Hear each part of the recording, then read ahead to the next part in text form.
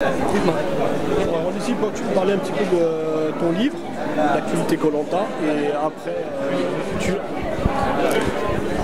Alors mon livre en fait c'est un témoignage tout simplement de mon sport, de mon individualité dans ce sport.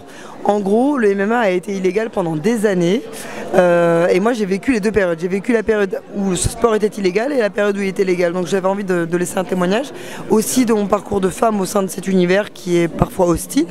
Et puis je pense que c'est le premier volet mais il y en aura un autre un jour.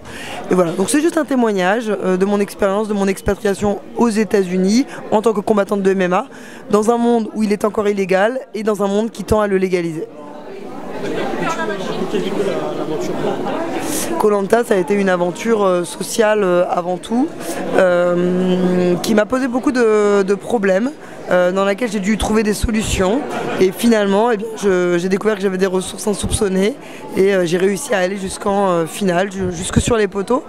Et ça a été une expérience très très riche qui m'a donné encore plus confiance en moi parce que tout simplement j'ai été confrontée à des choses auxquelles je n'avais pas l'habitude d'être confrontée. C'était l'inconfort à son paroxysme. Donc voilà, une belle aventure qui m'a laissé quelques séquelles au niveau physique mais néanmoins une très belle aventure. Peux-tu me parler maintenant du véhicule qui va arriver? Alors là j'ai repris le chemin de l'entraînement, ça a été difficile parce que le retour de Koh Lanta m'a laissé quelques séquelles comme je le disais, mais j'ai décidé de me remettre un petit peu en selle par rapport au sport. Donc j'ai un combat le 30 octobre au Zénith de Paris. Voilà, donc j'ai vraiment envie d'aller explorer mon potentiel au maximum, voir jusqu'où je peux aller, mais je me donne encore 1 ou 2 années. Et puis ensuite, je raccrocherai les gants et peut-être pourquoi pas un autre All-Star Koh Lanta. On verra en fonction des opportunités.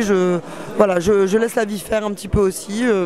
Quand il y a des opportunités, je les saisis. Et voilà, pour l'instant, je suis combattante et ça s'arrête là. Merci beaucoup, Lucie. Merci à vous.